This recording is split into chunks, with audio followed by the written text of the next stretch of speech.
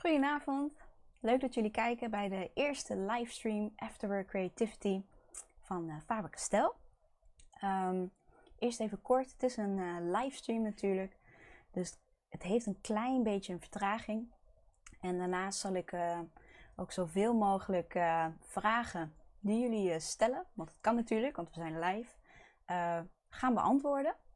En mocht het zo zijn dat ik er toch bijvoorbeeld overheen lees of toch niet helemaal goed opmerk, dan komen we er later op terug en zullen we dat in de loop van de week eronder gewoon nog voor jullie erbij beantwoorden. Heel kort, mijn naam is Miki Saliha. Ik ben afgestudeerd als illustrator en daarnaast teken ik ook heel veel. Hoi Sammy! En ik geef ook workshops onder andere in winkels. Misschien kennen sommigen van jullie mij wel daarvan. Natuurlijk in deze tijd is het natuurlijk wat lastiger om dat te doen. Vandaar dat wij ook deze livestreams dus ook voor jullie gaan verzorgen. En we gaan het hebben over grafiet en het grafietpotlood. En als het goed is hebben jullie allemaal ook een workshop sheet. Ik zal hem hier laten zien. Even kijken. Nog even inzoomen. Deze kan je nog downloaden als je dat niet al hebt gedaan. En uitprinten. Ik zal nog even een extra lampje erbij. Oh, zo. Nu is het iets beter te zien. Hier gaan we vandaag mee aan de slag. Zoals ik al zei, heb je het nog niet. Je kunt het gewoon uitprinten. En dan kan je dat later gewoon mee samenwerken. En wat misschien ook leuk is om dit bijvoorbeeld in een dummyboekje. Ik heb bijvoorbeeld een dummyboek. Ik zal hem even op mijn werkblad laten zien. Faber-Castell. Dit is een blanco dummyboek van Kangaroo. Het is 140 gram, 80 vel. En die is ook wit. Dus misschien ook wel leuk om zo'n werkblad bijvoorbeeld hierin te plakken. Dan heb je een kleine Faber-Castell handleidingsboekje. Alles in één. Dit hebben we bijvoorbeeld ook in een ander formaat, ander opdrukje. Zoals je kunt zien. En deze heeft wat meer gelere pagina's. Dit hebben we bijvoorbeeld ook in een linnen variant. Die is wat crèmiger. Dat is ook wel heel tof. En dit hebben wij ook in een ringband variant. En zelf vind ik dat ook wel heel fijn. Je pagina's blijven altijd gewoon plat. En je kan het zo naar achter zetten. Dus eigenlijk alle opdrachtjes wat we gaan doen, kan je eigenlijk daarin zetten. Inderdaad jammer dat jullie ons niet op de beurs en zo kunnen zien. Maar toch ook wel fijn om dit zo te volgen. En ik zie ook een vraag, kunnen we dit nog terugkijken? Deze lives die zijn ook allemaal nog gewoon terug te bekijken. En dan kan je het gewoon in je eigen tijd, kan je het nog gewoon eventjes rustig even terugzien.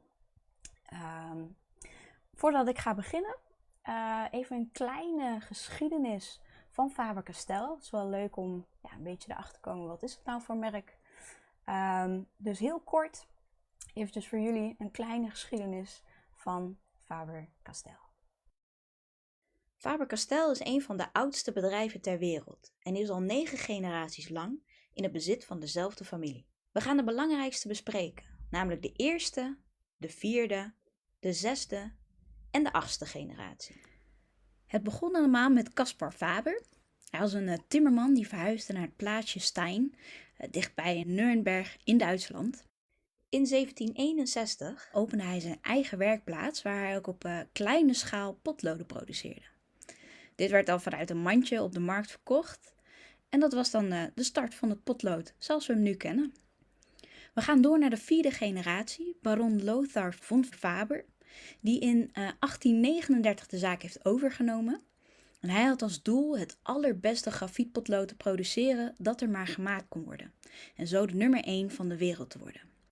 Zo opende hij een tweede fabriek in Karlsruhe, Duitsland. En heeft hij ook het proces van potlood maken gemoderniseerd, zoals je hier ook ziet.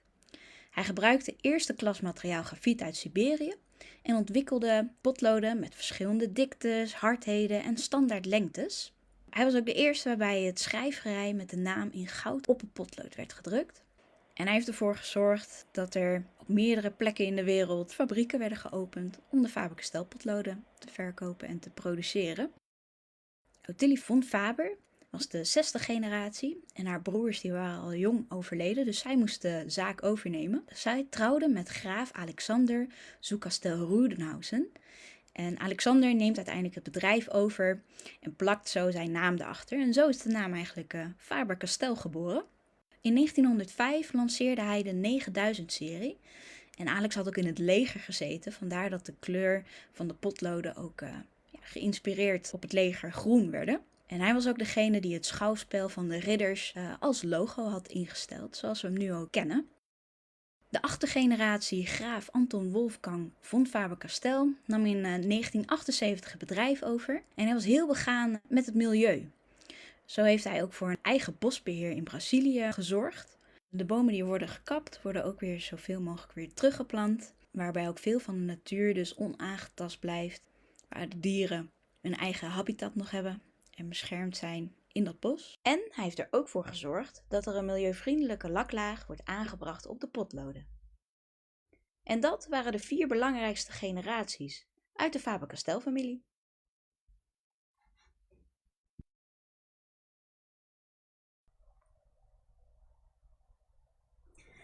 Nou, en dat was dus de geschiedenis. Even kort en krachtig. Vooral dat milieuaspect vind ik wel heel erg belangrijk. Mijn collega is ondertussen ook aanwezig op de chat. Dus vragen worden ook beantwoord. Ook waar je bijvoorbeeld die worksheet kan downloaden. Dus dit is een link naartoe. Waar ik het nu even over ga hebben is... wat is grafiet eigenlijk? Dus ik ga weer even over naar mijn werkblad. Even kijken. Grafiet.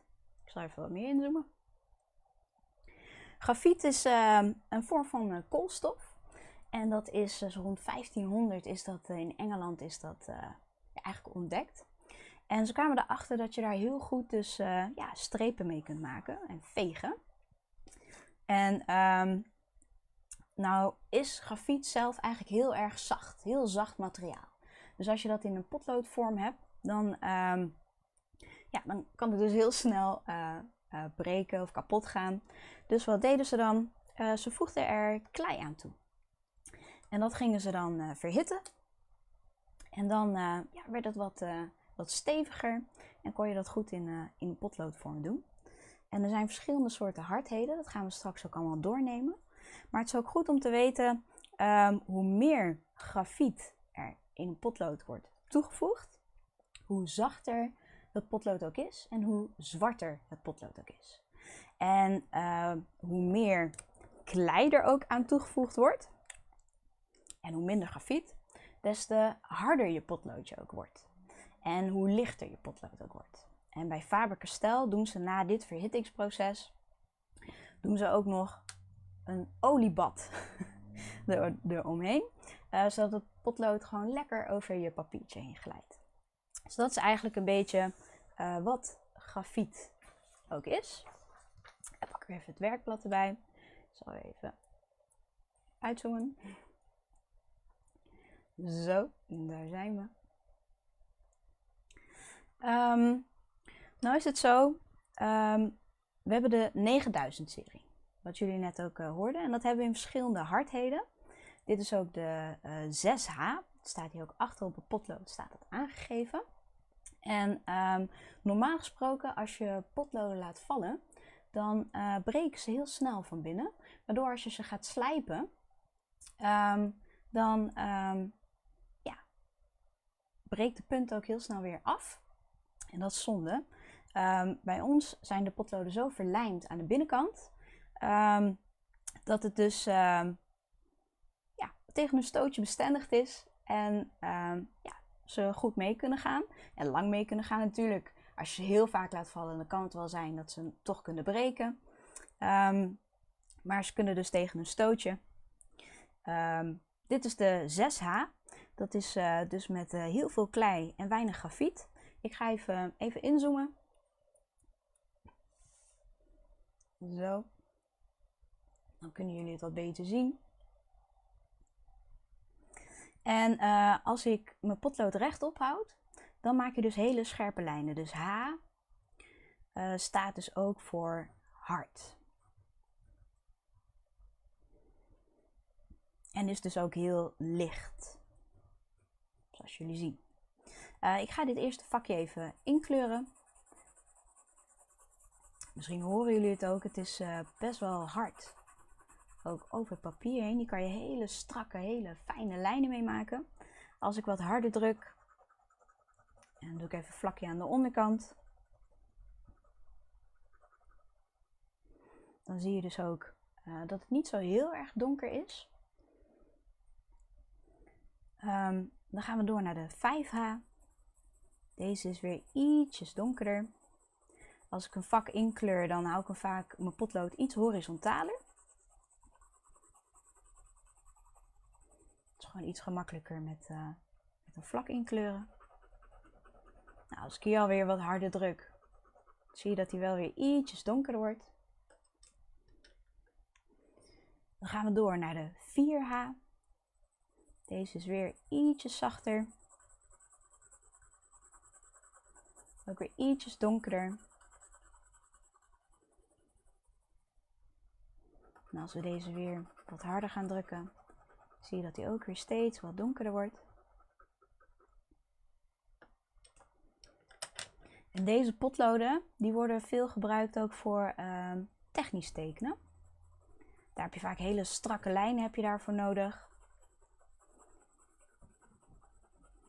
En hoe harder je potlood is, nou, hoe fijnere lijnen je er ook mee kunt maken. Het zorgt er ook voor dat je potlood minder snel slijt. Hoe zachter het potlood is, des te sneller je punt ook weer bijgeslepen moet worden. Gaan we door naar de 2H. Nou, je ziet dat het steeds wat donkerder wordt en ook steeds sneller dat ik het vakje in kan kleuren. Want hoe zachter het is, des te gemakkelijker je ook over het papier heen glijdt. En wat ik ook fijn vind aan Faber-Castell is, ze vermalen het grafiet echt heel erg fijn. Waardoor je ook geen harde stukjes in je potlood ook krijgt. Wat soms je papier nog wel eens kan beschadigen.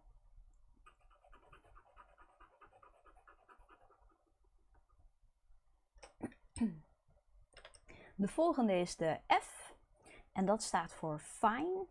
Daar kan je ook hele goede fijne punt mee slijpen. Je ziet, die is alweer wat donkerder. Ik zal hem even iets verschuiven.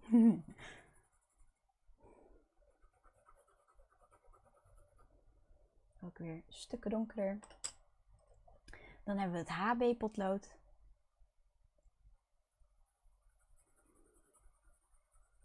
En met potlood is het ook goed om druk uit te oefenen. Hoe harder je drukt, des te donkerder het ook wordt. En mocht je daar moeite mee hebben, dat zijn wel goede oefeningen. Hoe meer je potlood aan het begin vasthoudt, des te meer druk je ook uitoefent. En hoe verder je je hand achter op je potlood houdt, des te minder druk je ook uitoefent. En het ook dus steeds lichtere streken ook dus op kunt zetten. De volgende is het B-potlood. Nou, je merkt, deze is ook alweer flink donkerder. En je ziet ook echt het verschil. De 6H, als ik daar heel hard op druk, is het heel erg licht. En de B die is al vele malen donkerder. En daarom zijn er dus ook verschillende gradaties. Dat je dus goed kunt afwisselen. En ook dat je met de hardere potloden, als je daar dus te hard op drukt, niet het papier mee beschadigt. Dan pak je dus gewoon eentje een wat hogere versie in de B. Dit is alweer de 3B. Nou, je ziet, daar wordt steeds weer wat donkerder.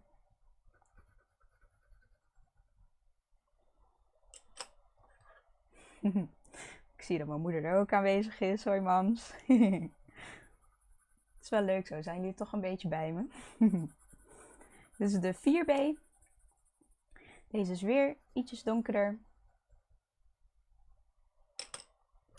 Dan zijn we bijna bij het einde. Dan gaan we naar de 5B. En het wordt ook steeds gemakkelijker om in te kleuren. Je glijdt dan echt over het papier, dat het steeds zachter wordt. Maar je merkt dan wel dat je punt gewoon steeds sneller bijgesleept moet worden. Een goede truc of tip is nog, draai je potloodje ook af en toe eventjes om. Dan blijft hij ook wat scherper. En hoef je niet steeds al punten te slijpen. Gaan we naar de 7B. Deze is weer wat donkerder.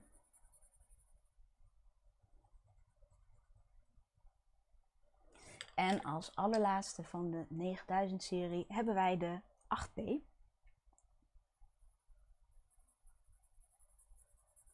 En je ziet ook dat deze vele malen donkerder is. Vooral als je het vergelijkt met de,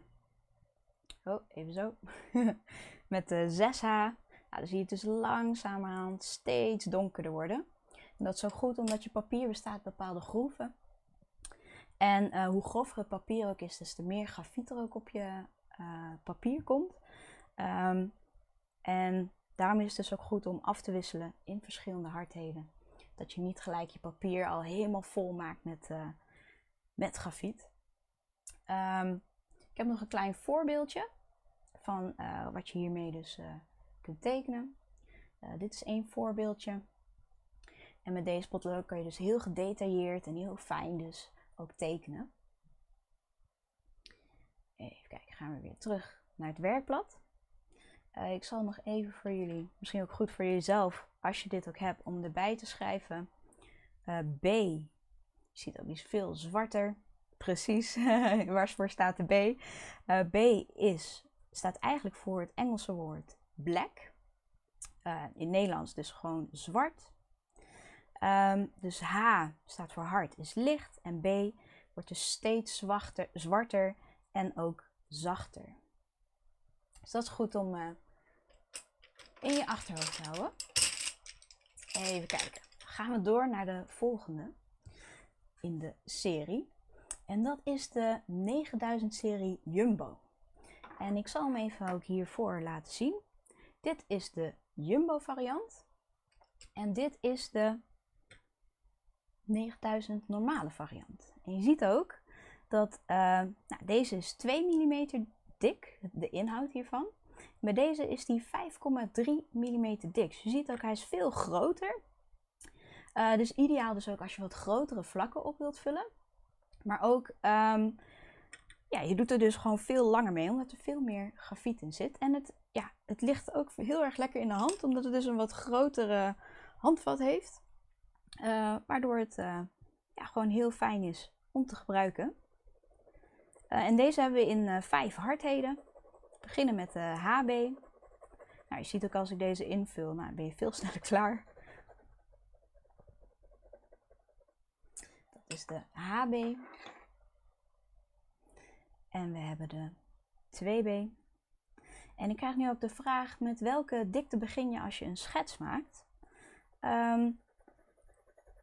Ik zei net ook dat we het over technisch tekenen hadden. En dat is wel een goeie. En daar begin je. Die pakken vaak de gradatie van de 6H tot en met de 5B. Dat is vaak technisch tekenen. En vaak voor als je wil schetsen of meer in de kunstwereld. Die pakken vaak vanaf 2H tot en met de 8B. Dan heb je gewoon meer donkerheden, omdat we meer donkerheden erin zetten. En echt voor het schetsen gebruik ik vaak zelf de HB, vind ik heel fijn om te gebruiken. En de 2B, of de B. Dat zijn vaak de potloden waarmee ik schets. En echt meer om schaduwtinten. Echt vanaf de 2B tot de 8B. Dat gebruik je dus echt als je de donkerheden erin wil zetten. Gaan we even verder met de Jumbo. Die hebben we ook in de 4B. Sowieso met deze gradaties, deze 5, kom je al heel erg uit de voeten als je bijvoorbeeld een werkje op wil zetten. heb je gewoon genoeg variatie ook in donkerheden erin zitten. En als laatste hebben wij de 8B.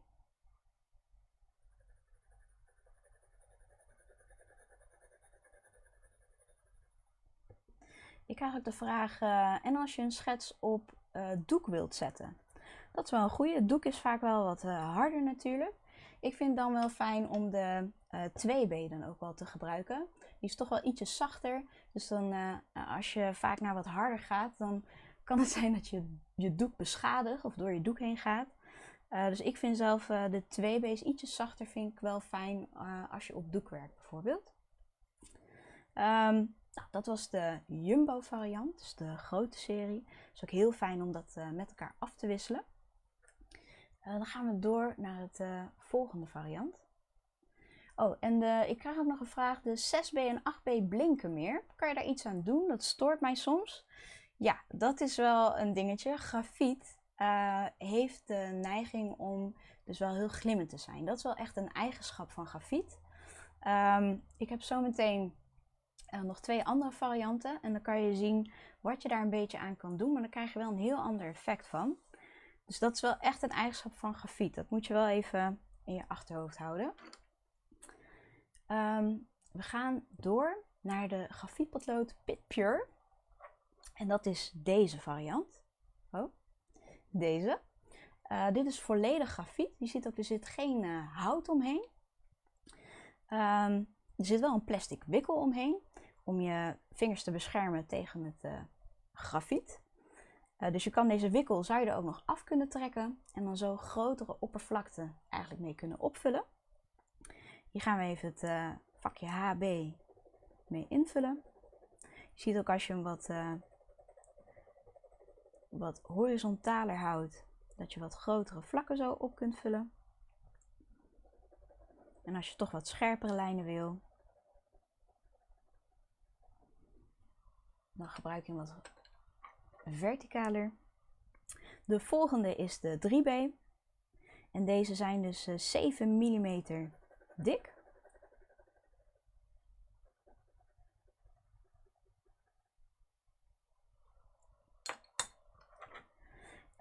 De volgende in de variant is de 6B. Nou, je ziet het ook weer dat het wel weer goed glimt. Echt dus de eigenschap van grafiet. En de laatste is de 9B. En de 9B, die is dus weer veel donkerder.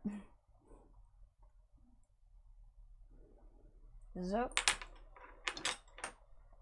Veel donkerder dan de 8B variant. Ik zal nog een voorbeeldje laten zien wat je bijvoorbeeld dan daarmee kunt doen. Je ziet ook heel erg met het licht en donker. Dat is ook echt heel mooi wat je dus met grafiet kunt doen. Dus ja, op een plat vlak eigenlijk licht en donker tinten aanbrengen. En je werkt dus ietsje schoffer. Je ziet ook dat ik veel lijnen ook heb gebruikt in dit werk. En dat is dus met de Pit Pure. Dan hebben we als volgende variant het grafiet krijt. En deze is nog iets zwaarder dan de Pit Pure. Het ligt heel erg zwaar in de hand. Maar het is ook wel heel fijn als je bijvoorbeeld wat grotere vlakken in wil kleuren. Omdat dit dus volledig grafiet is. En het staat hier ook opgedrukt. Ik zal even kijken of ik in kan zoomen. Oh, ik zit al bijna helemaal ingezoomd. Maar hier zie je dus ook 2B staan. Zo zie je dus ook de hardheden van je grafietpotlood. Even kijken, scherp. Stel hem even scherp. Zo. Nou, deze is dus ook heel fijn voor als je dus groot werk maakt. Dan kan je dus volledig grafiet kan je inzetten. En ik zal een klein voorbeeldje ook laten zien. Dan pak je dus echt het hele vlak van je grafietpotlood. En je gaat dus heen en weer. Ik zal even een wat groffere pakken. En zo vul je dus gelijk eigenlijk in één keer een heel groot stuk op in je werk.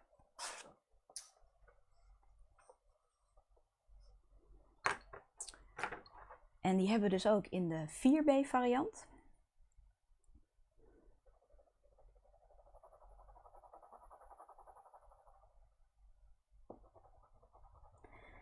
En deze workshop, of deze demo eigenlijk, is online dus nog te volgen. Omdat deze gewoon op onze tijdlijn blijft staan.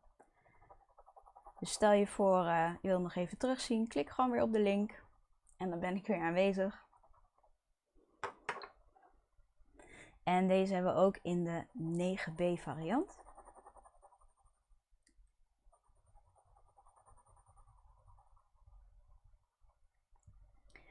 Dus deze zijn dus ook ideaal. Dus als je wat grotere vlakken op wil vullen, dan heb je gelijk al een groot vlak eigenlijk ingekleurd. Nog een klein voorbeeldje van wat je daarmee kunt maken. Dit is dus echt als je veel groter gaat en ja, goede donkere vlakken bijvoorbeeld in zou willen zetten. Is krijt heel erg handig.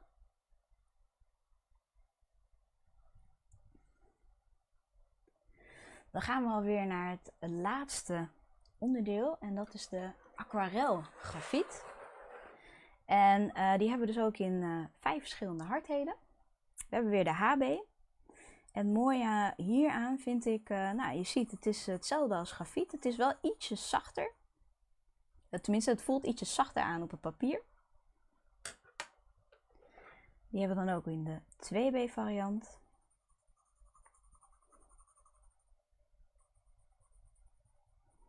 En je kan hem dus heel mooi gebruiken in combinatie ook met de rest van het grafiet. Of als je aquareltekeningen maakt, kun je dat heel goed met elkaar combineren.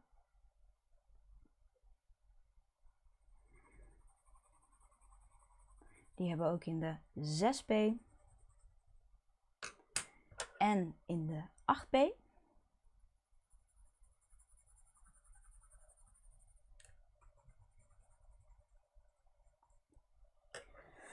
En ik heb hier een waterpenseeltje. Deze. Even, oh, daarom is het zo donker. Zie, ik dacht al, het zou toch veel lichter moeten zijn. Ik heb hier een waterpenseeltje. Deze is super handig. Die draai je open. Die vul je met water. En die draai je weer dicht. En zo heb je altijd eigenlijk water bij de hand. Ook als je op pad gaat bijvoorbeeld. Je vult gewoon met water. Doet je een paar potloodjes doe je erbij in. En je kan op pad. Nou, ik trek de dop er even vanaf. En je ziet ook, hij blijft steeds water geven. Je hoeft niet eens te drukken. Als je wat harder drukt, dan komt er dus ook meer water uit. Maar dat hoef je niet eens te doen. En dan zie je ook, het is geen aquarelpapier waar ik nu op werk. Maar je ziet dus hoe ver je dat nog door kunt trekken. En je ziet dat dus zo op deze manier activeren. En het droogt allemaal wel ietsjes lichter op uiteindelijk. Maar je ziet dus ook heel mooi hoe je dat dus zo weg kunt trekken.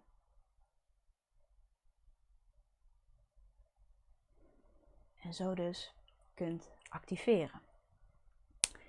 Het is wel zo, als het eenmaal nat is en je wilt toch dat het donkerder wordt. Ik zal het jullie laten zien. Stel je voor, dit potloodje, nou, dat is al nat. En ik wil het donkerder maken en ik ga er bijvoorbeeld met mijn 4B ga ik er overheen.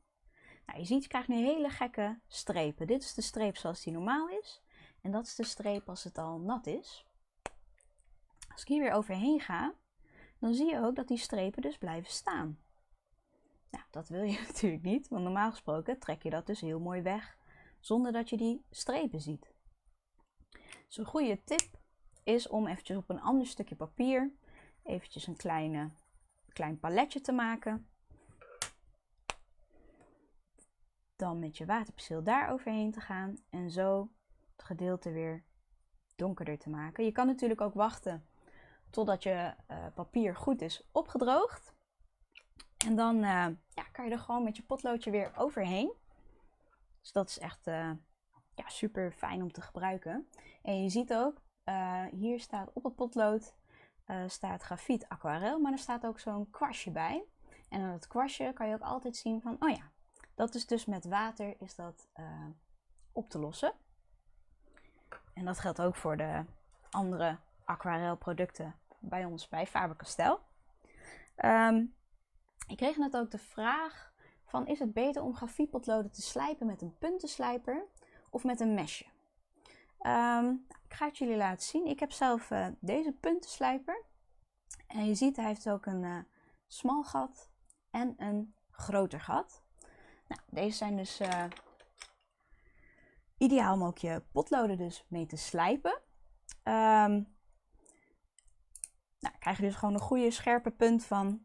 Als je potloden toch afbreken, raad ik je ook echt aan om een andere puntenslijper te kopen. Omdat je mesjes, die kunnen wel bot worden.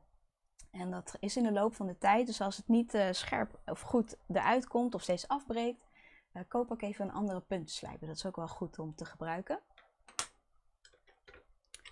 De grote is natuurlijk voor de Jumbo variant om je punten mee te slijpen.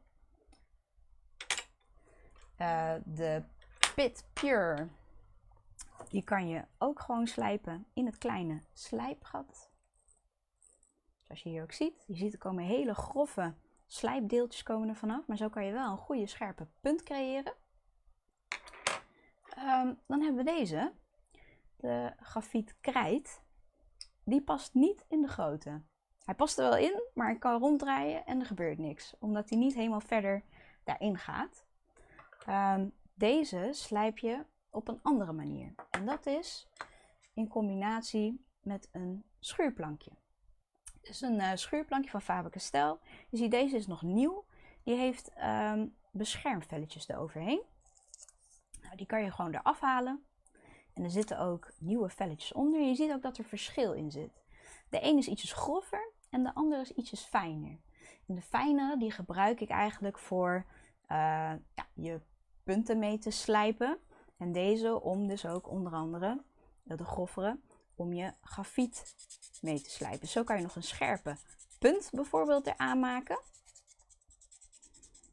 Maar terwijl je tekent, ja, slijt het natuurlijk ook en creëer je eigenlijk ook weer een scherpe punt.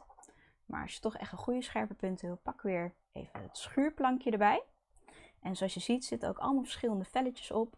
Dus ja, mocht je toch een schoon nieuw velletje willen, kan je hem zo eraf trekken en dan heb je een nieuw velletje erbij. Nou is het grafiet wat hierop ligt, kan je natuurlijk ook weer gebruiken. Maar eerst nog even een andere variant en dat is inderdaad met een radeermesje. Ik zal even kijken waar ik de mijne heb liggen. Is dat deze? Het is natuurlijk ja, heel handig om je grafietpotlood met een puntenslijper gewoon te slijpen. Want dat is gewoon heel erg gemakkelijk en je hebt altijd gewoon een hele goede, snelle, scherpe punt. Maar wat doen wij met ons slijpsel? Dat gooien wij weg.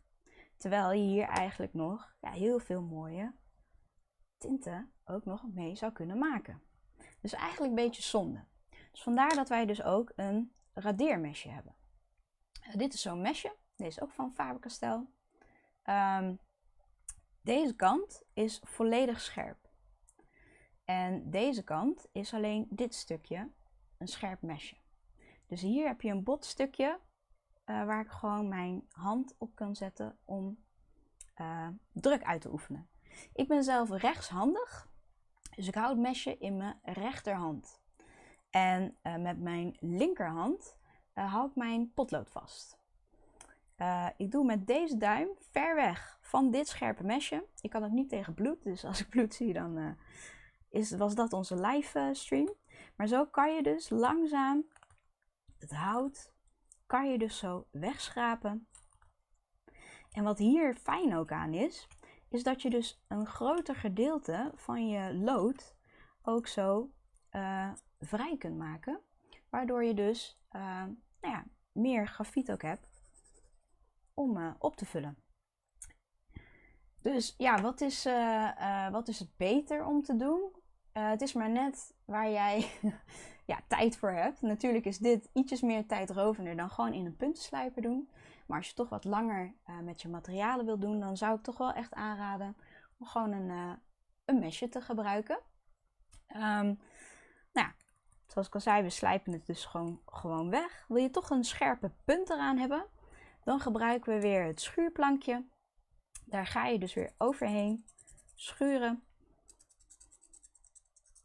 En zo schuur je dus een scherpe punt weer aan je potlood, waardoor je dus weer die hele fijne, scherpe lijntjes kunt maken. Nou is grafiet ook heel erg goed uit te wrijven. Je kan dus bijvoorbeeld ook het grafiet wat we dus hier net op hebben geschuurd, kan je dus bijvoorbeeld ook oppakken met bijvoorbeeld een doezelaar. Dan ga je er dus overheen. Een doezelaar is eigenlijk heel strak opgerold papier. En dat heb je dus ook in verschillende formaten en diktes. En zo kan je dus het ook nog in je werk gebruiken. En zo het grafiet in je tekening nog aanbrengen. En als hij nu zo donker is van het grafiet, ja, blijft hij dat natuurlijk wel afgeven. Dus als je over een heel licht stukje wil en je hebt dit in je doezelaar zitten, ja, dan gaat het natuurlijk afgeven. En dat wil je niet. Dus hoe maken we dit weer schoon?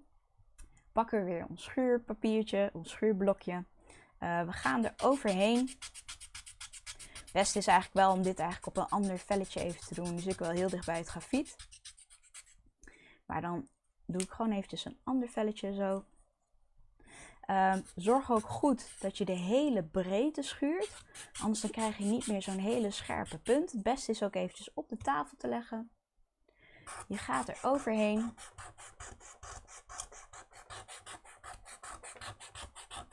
En zo schuur je hem eigenlijk schoon. Maar doe dit ook nooit boven je werk.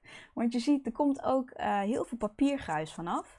En als dat op je werk komt, ja, dat wil je gewoon eigenlijk niet hebben. Als je klaar bent, haal hem nog even langs het sponsje. En dan zie je ook hoeveel papiergruis er nog afkomt. En een goede test is altijd, komt er nog kleur vanaf? Zo nee, dan is het gewoon goed. Hoef je niet meer verder te schuren en kan je hem gewoon weer verder gebruiken. Dus daarom is het wel handig om je doezelaar schoon te maken. Want ja, als die gewoon al vies is, vol van het grafiet, dan blijft dat gewoon afgeven. En zo kan je je doezelaar dus gebruiken totdat het een heel klein stompje is.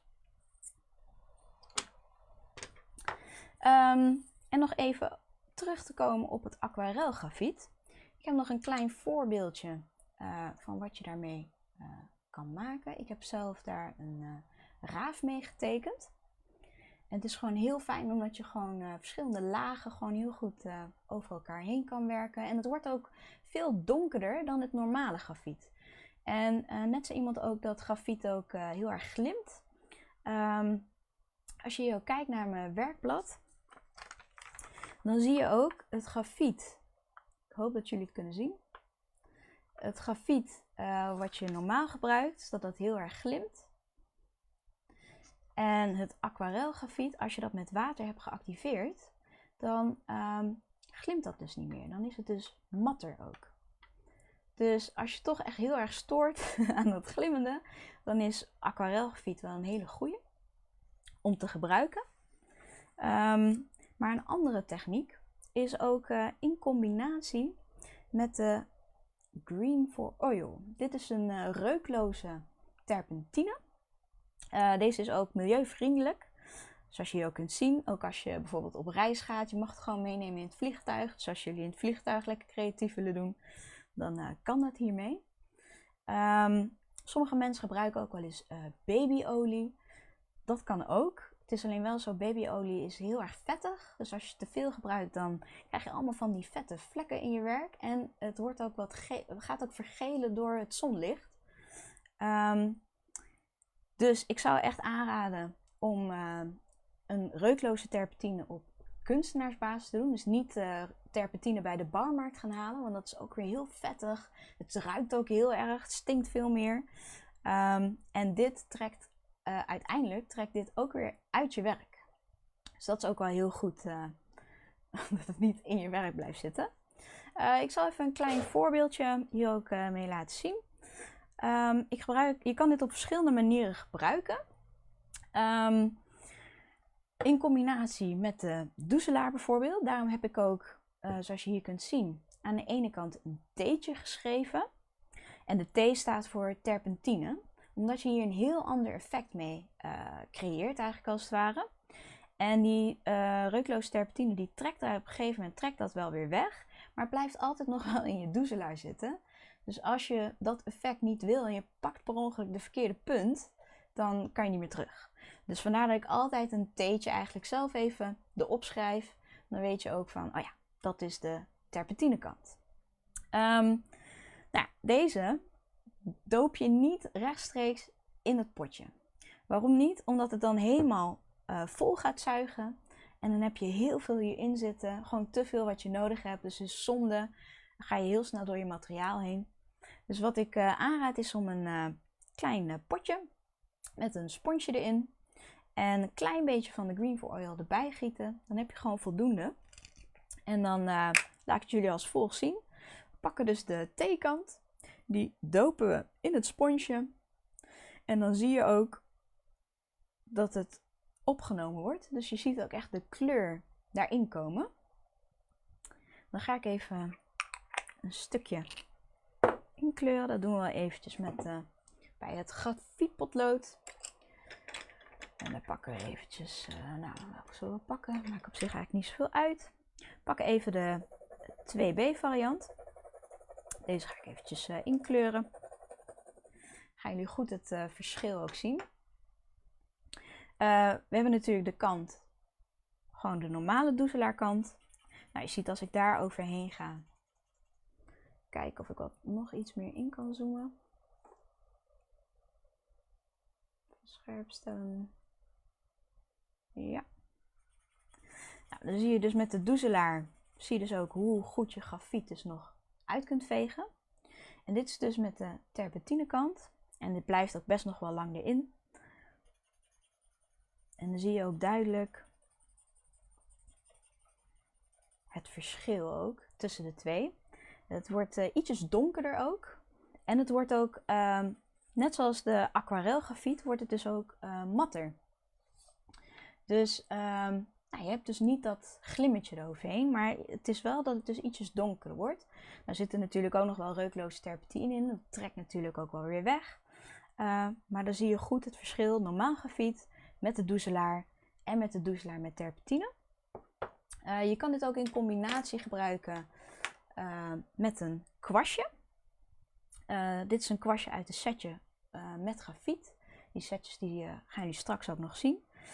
Deze die doop ik wel rechtstreeks in het potje Green for Oil. Omdat als ik dat hierin zou gaan dippen, ja, dan beschadig je toch door het sponsje een beetje toch die kwast. Dus goede tip is, even kijken, hier mijn tissue.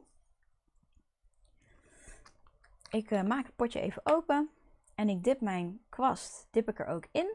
Ik strijk het even af. En altijd ook je dop er gelijk weer op doen als je het niet meer gebruikt. Want anders dan gaat het vervliegen. En dat is zonde van je materiaal. Ik strijk het even af, dat gewoon het merendeel gewoon weg is. Anders krijg je heel gelijk een beetje vettig eroverheen. Je ziet nu ook als ik er overheen strijk, dat je het zo op deze manier ook geleidelijk aan dus nog kunt verspreiden. Met de doezelaar duw je echt wat meer over het papier heen, dus je verspreidt het wat meer.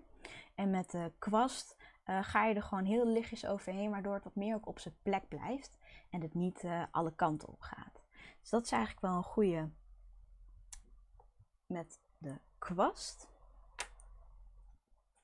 En we zeiden net ook, grafiet is dus heel erg uit te vegen. En dat kan je ook nog op verschillende manieren verder ook nog uitvegen. Ik heb net met de doezelaar laten zien.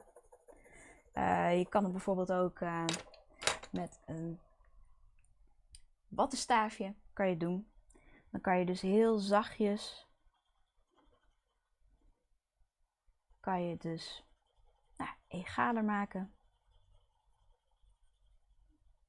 En hoe zachter het grafietpotlood is, dus de 8B bijvoorbeeld, die trek je veel verder uit dan een 6H, want dat is gewoon veel lichter. Je ziet ook als ik met mijn vinger eroverheen strijk, zie je wel een klein beetje. Maar als ik bijvoorbeeld over de 8H heen ga, zie je dat er veel meer vanaf komt. Dus veel verder uit te strijken is.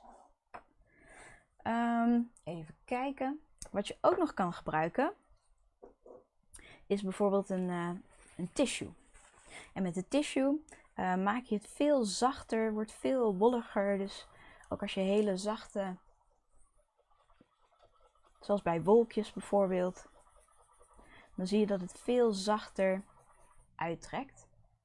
Dus dat zijn nog verschillende materialen wat je bijvoorbeeld zou kunnen gebruiken om het wat verder te laten uitvegen. Je kan natuurlijk ook gewoon je vingers gebruiken, maar met je vingers is het wel zo, je vingers bevatten altijd olie. Dus het is heel inconsequent. Heeft wel een hele mooie artistieke waarde natuurlijk. Ziet er wel heel kunstig uit. Maar als je toch wil dat iets zo egaal mogelijk of op dezelfde manier eruit komt te zien, doe het dan met de andere materialen. Zoals een tissue of een wattenstaafje of de doezelaar of de kwast. Want je kan er natuurlijk ook gewoon met een droge kwast, kan je er dus ook overheen strijken. En het zo heel zachtjes naar elkaar toe trekken. Je ziet ook als ik wat meer buiten het vak ga, zie je ook dat je het heel zachtjes zo weg kunt strijken. En dat is ook het leuke met het grafiet. Dus bijvoorbeeld als je dat ook hebt op je schuurplankje. Als je het met je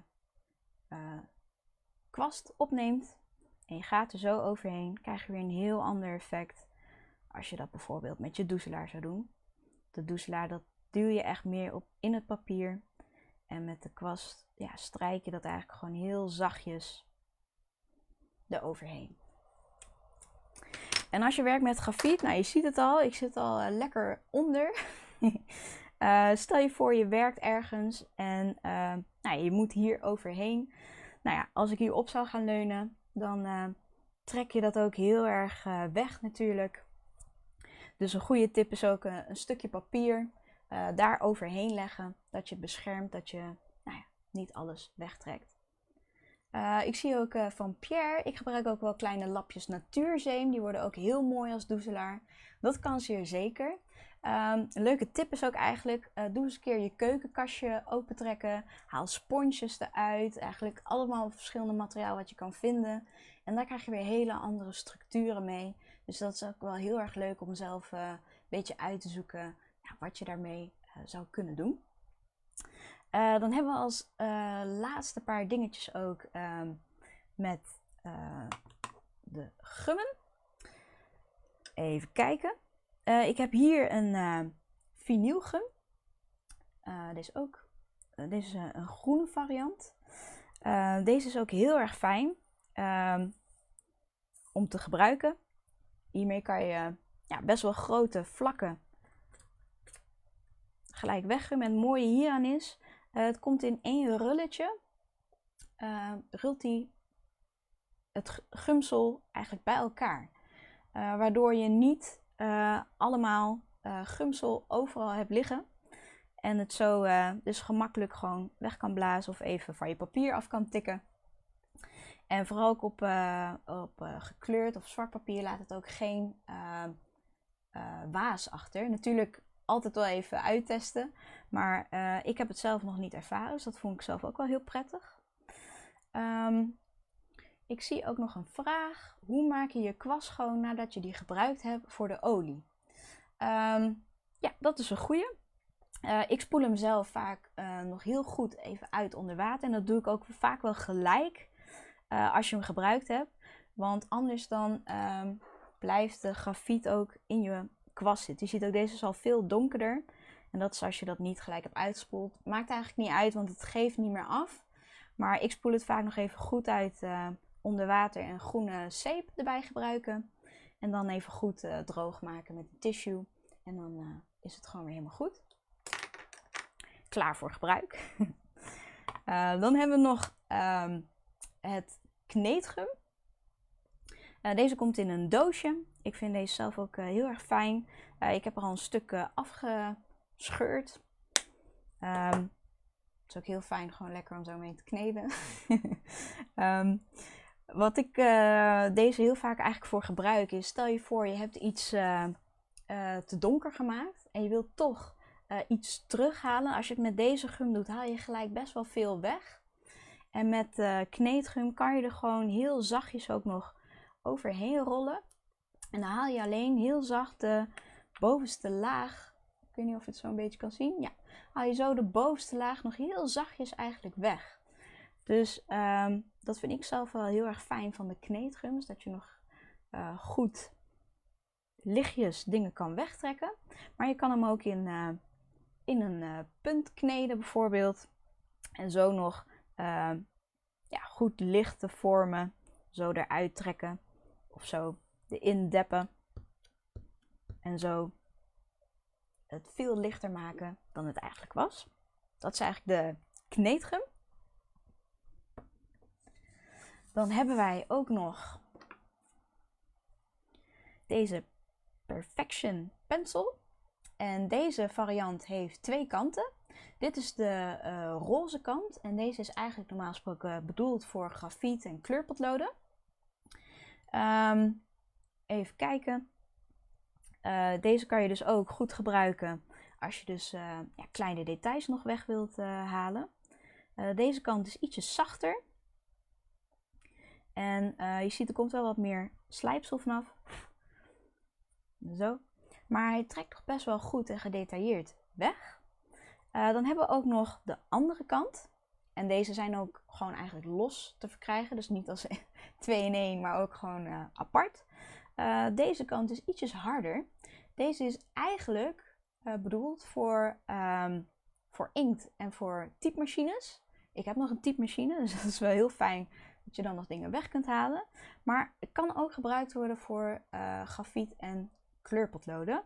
Deze is wel veel harder. En je duwt het toch nog wel ietsjes verder in het papier, het grafiet. Waardoor het niet helemaal weer het witte wel weer terugkomt. Maar je ziet dat je nog heel veel zo ook nog weg kunt halen. Dus ook heel fijn als je nog kleine details bijvoorbeeld eruit moet gummen. En deze kan je dus ook gewoon in je puntenslijper, kan je deze slijpen. Mocht je nou merken dat het toch niet goed eruit komt, dat betekent weer dat je mesje dus bot is. En dat je toch echt een nieuwe gum moet gaan kopen. Of een nieuwe puntenslijper moet gaan kopen. En de andere kant kan natuurlijk ook gewoon in een puntenslijper. Maar deze zijn dus als 1 potlood zo te verkrijgen. Maar ook in een enkele variant. Ik krijg nu ook de vraag, je had het over dat je huid olie bevat. Is dat geen probleem voor de kneedgum? Nee, voor de kneedgum is dat eigenlijk geen probleem. Je kneedt het, er blijft ook grafiet in zitten en dat kneed je gewoon weer in de gum. Dat is helemaal geen punt. Op een gegeven moment is als die echt heel vies is, dan kan je ook vlekken achterlaten met je kneedgum. En dan is het wel echt tijd om een nieuwe kneedgum te halen of hem juist te gebruiken om nog kleine effectjes erin te zetten. Even kijken. En ook van alle materiaal wat ik nu laat zien, hebben we ook een overzichtje, ook bij de aankondiging, waar deze werkblad ook in staat. En daar zie je ook adviesprijzen en de benamingen van de materialen. En de potlood, die heet de Perfection. Dit is de 7057. En hij is ook met een milieuvriendelijke laklaag weer. Even kijken. Dan hebben we deze nog. En deze vind ik heel erg leuk. Het is de elektrische gum. Deze werkt op 2 batterijen, 3xA. Deze is niet van Faber-Castell, maar van Bink. En nou ja, deze draait dus als je de knop ingedrukt houdt. En ik hou hem hetzelfde vast als je bijvoorbeeld schrijft. En hier kan je dus ook, nou doen we even een klein stukje weer inkleuren, omdat het kan. Stel je voor, je bent toch heel erg buiten de lijntjes gegaan. Je houdt de knop dus ingedrukt. Je gaat er overheen. En je ziet hoe snel en hoeveel je nog weg kunt trekken. Dus ook hier. En zelfs ook bij de aquarel. Ook als je het al met water hebt gedaan. Dan zie je nog dat je best nog wel veel weg kunt trekken. Het is wel zo, er komt veel meer slijpsel vanaf, zoals je ook ziet. Maar het is wel fijn voor nou, als je toch wat gedetailleerd werk bijvoorbeeld moet gummen. En je kan deze ook weer op het schuurplankje houden. Je zet hem aan. En zo kan je toch een wat scherpere punt ook creëren. Als je bijvoorbeeld wat fijnere lijntjes weer moet weghalen. Even kijken. Dan hebben we als allerlaatste nog de Perfect Pencil. Ik zal weer even uitzoomen. Dat is deze. Deze vind ik zelf ook heel fijn. Dit is met een B-potlood zit erin, maar er zit ook een gum gelijk achterop. En er zit ook een clip bij, dus als je op pad gaat, je klipt hem gewoon even in je jaszakje of als je, wat dan ook. Hier achterop zit ook een puntenslijper. Dus je kan ook gewoon gelijk slijpen als je dat wil. En het is dus een beschermhoesje dus ook om je punt te beschermen. Maar wat ik zelf ook heel fijn vind, nou ja, stel je voor je hebt gewoon heel veel getekend en je hebt nog maar zo'n klein stompje. Je duwt het stompje erin, zelfs met gum past het erin. En zo heb je eigenlijk een verlengstuk van je potlood. Zo kan je nog langer met je materialen doen. Dus dat is de Perfect Pencil. Ook heel erg handig. Nou, zo heb ik eigenlijk alle verschillende materialen van het grafiet wat wij hebben van Faber-Castell laten zien. Ik heb nog een klein overzichtje met de verschillende setjes. Dus dat gaan jullie nu bekijken.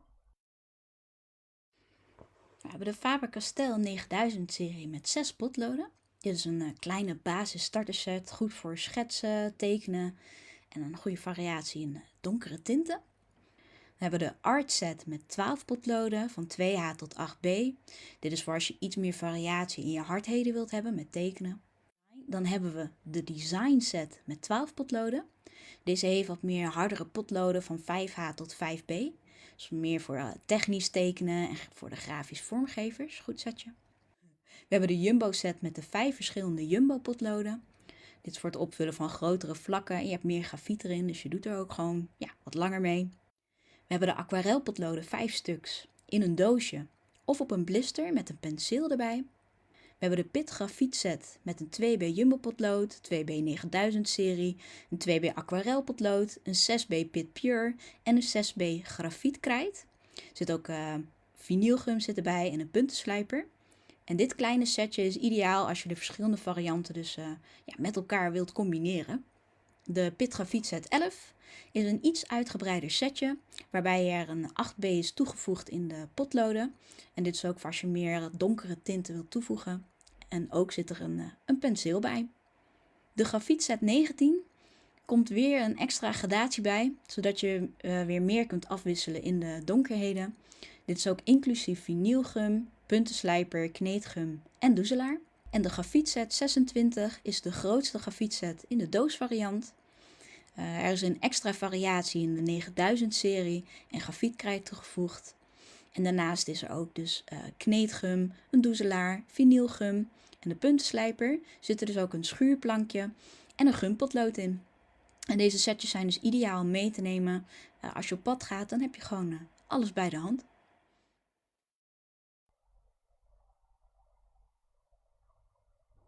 Nou, dat waren dus de verschillende setjes zoals jullie konden zien. Ik heb nog één dingetje wat ik eigenlijk nog wel met de elektrische gum wil laten zien. Gewoon omdat ik daar gewoon leuk en enthousiast van word. Het is ook heel erg leuk als je bijvoorbeeld één vlak gewoon helemaal grijs hebt gemaakt. Dan werk je eigenlijk gewoon andersom. Pak je de elektrische gum, net voor bij de tandarts zitten.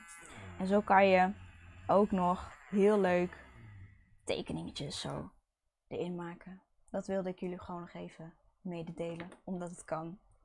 Nou ja, dat waren de verschillende dingetjes wat ik jullie wilde laten zien. Even kijken. Het is ook goed, stel je voor je zijn geïnteresseerd in die setjes van grafiet. Bij Faber-Castell op onze Facebook staat ook een vaststaand bericht waar je dus verkooppunten bij jou in de buurt kunt opzoeken. Bij onze aankondiging van deze live staat ook nog dus dit werkblad. Maar ook ja, alle verschillende materialen wat ik dus heb laten zien. Dus daar kunnen jullie ook nog eventjes naar kijken, mochten jullie daar interesse in hebben. Over 2 weken is de volgende live. En daar gaan we een klein herfstwerkje maken.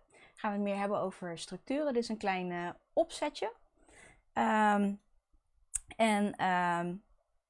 Ja, dat ga ik dus nog uitwerken. En volgende week zullen wij ook weer in een aankondiging laten zien dus welke materialen we daarvoor gaan gebruiken. Dus dan weet je ook weer ja, wat je daarvoor nodig hebt.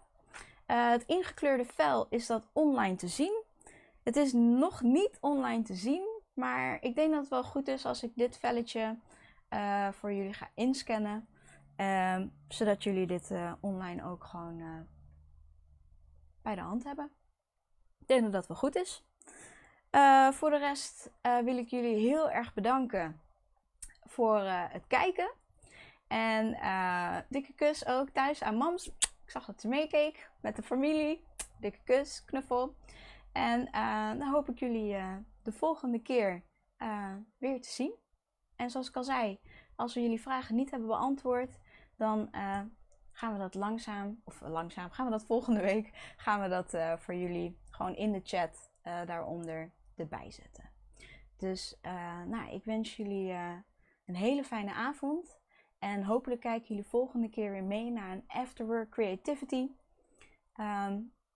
Lekker nawerks creatief bezig zijn. Nou, dank jullie wel ook voor jullie berichten. Heel erg leuk om toch zo een beetje interactief te zijn. En ik wens jullie nog een hele fijne avond.